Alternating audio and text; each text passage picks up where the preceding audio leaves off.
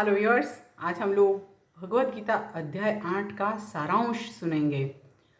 कल अध्याय 8 का अंतिम श्लोक परिपूर्ण हुआ है और ये जो अध्याय है उसके लिए हम लोग जितना भी सोचे समझे कम पड़ेगा।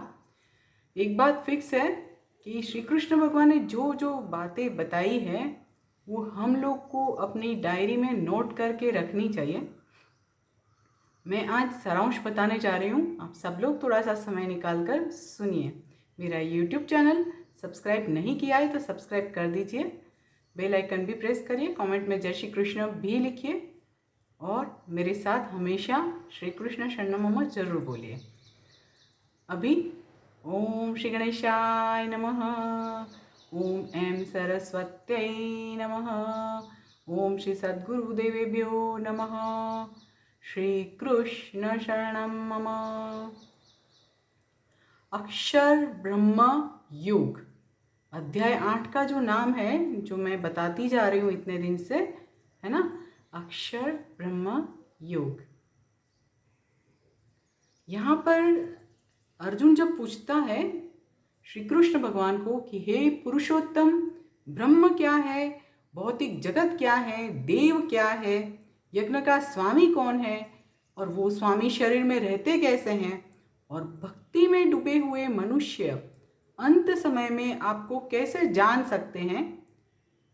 और उस समय श्री कृष्ण भगवान ने ये बताया कि अविनाशी तथा दिव्य जीव उसको ब्रह्म बोलते हैं तथा उसके सनातन स्वभाव को अध्यात्म बोलते हैं, या तो उसको आत्मा बोलते हैं। जीवों के भौतिक शरीरों का विकास होने की जो प्रक्रिया है और उसके साथ जुड़े हुए जो भी कार्य है, कर्म, उसको कर्म या तो सकाम कर्म बोलते हैं। और निरंतर परिवर्तनशील भौतिक प्रकृति उसको अधिभूत कहते हैं, वो अधिभूत कहलाती है। सूर्य चंद्र जैसे सब देव इसमें समाविष्ट है। भगवान का जो विराट स्वरूप है, विराट रूप है, वो अधिदेव कहलाता है। प्रत्येक देहधारी के हृदय में परमात्मा रूप स्थित में परमेश्वर अधियज्ञ, मैं अधियज्ञ कहलाता हूँ। जो मनुष्य मृत्यु के समय में मेरा स्मरण करके शरीर छोड़ता है, वो मेरी प्रकृति को तुरंत ही पा लेता है।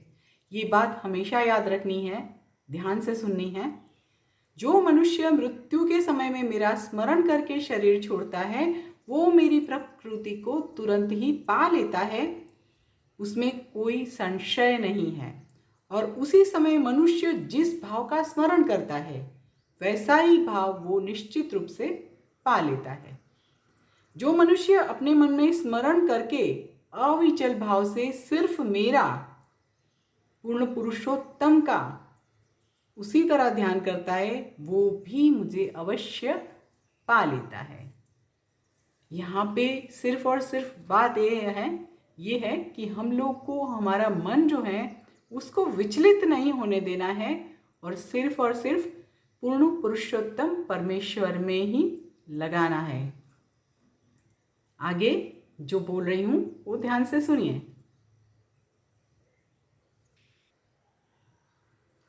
मनुष्य परम पुरुष का ध्यान सर्वज्ञ, पुरातन, नियंता, लघुतर से भी लघुतम, सर्व के पालन करता, समस्त भौतिक कल्पना से ऊपर, अचिंत्य और जो हमेशा एक ही व्यक्ति है उसी तरह करना चाहिए।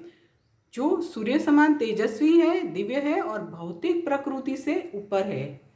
आप समझिए कि कोई भी मनुष्य निराकार या शून्य का चिंतन कैसे कर सकता है, वो अत्यंत कठिन है। परंतु कृष्ण का चिंतन करने की पद्धति जो है वो एकदम सीधी सादी है।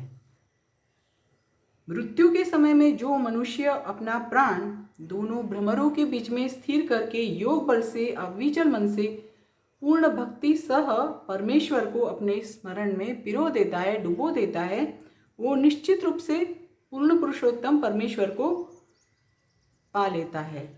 परंतु ऐसे मनुष्य योग साधक होते हैं और वो हमको प्रयास करना है।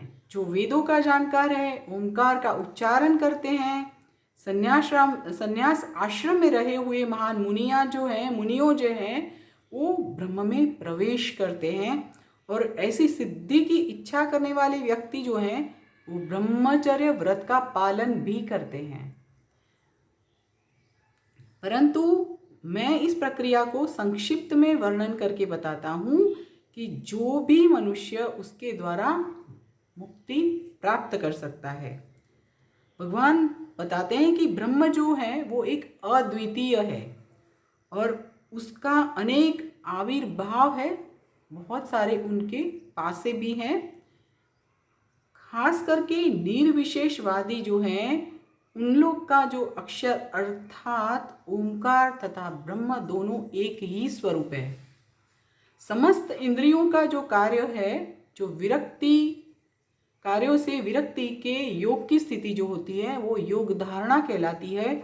और इंद्रियों के सभी द्वारों को बंद करके मन को हृदय में और प्राण को मस्तक में शिखर पर अर्थात ब्रह्मरंध्र में स्थिर करके केंद्रित करके मनुष्य अपने आप को योग में प्रस्थापित करता है और उसके बाद अक्षरों के परम संयोजन से ओमकार का उच्चारण करता है। और जो भी कोई मनुष्य पूर्ण पुरुषोत्तम परमेश्वर का चिंतन करता है और देह त्याग करता है वो निश्चित रूप से दिव्य लोक में जाता है। जो मनुष्य अनन्य भाव से निरंतर श्री कृष्ण भगवान का स्मरण करता है वो उनके लिए श्री कृष्ण भगवान सुलभ है, क्योंकि वो भक्तिमय सेवा से निरंतर कृष्ण भगवान में प्रवृत्त रहता है। यहाँ पे 4 प्रकार के भक्त हैं, आर्त, जिज्ञासु, अर्थार्थी और ज्ञानी। हम किस प्रकार के भक्त में आते हैं वो हमको डिसाइड करना है। श्री कृष्ण भगवान आगे और ये भी बताते हैं कि मुझे प्राप्त करने के बाद महात्मा जन की जो कि भक्ति योगी वाले हैं, भक्ति योगी है, वो लोग दुखमय ऐसे क्षण भंगुर जगत में कदापि वापस नहीं आते हैं, क्योंकि उन्होंने परम सिद्धि प्राप्त की है, प्राप्त कर ली है। इस भौतिक जगत में सर्वोच्च लोक से निम्नतम सभी कुछ दुखों का ही स्थान है, जहाँ पे बारंबार जन्म और मृत्यु होता रहता है। परंतु जो मनुष्य मेरे धाम को पाता है वो पुनर्जन्म नहीं लेता है। आप देखिए, मैंने पहले भी बताया था, मैं कुछ चीजें यहाँ पे अलग तरीके से समझा रही हूँ।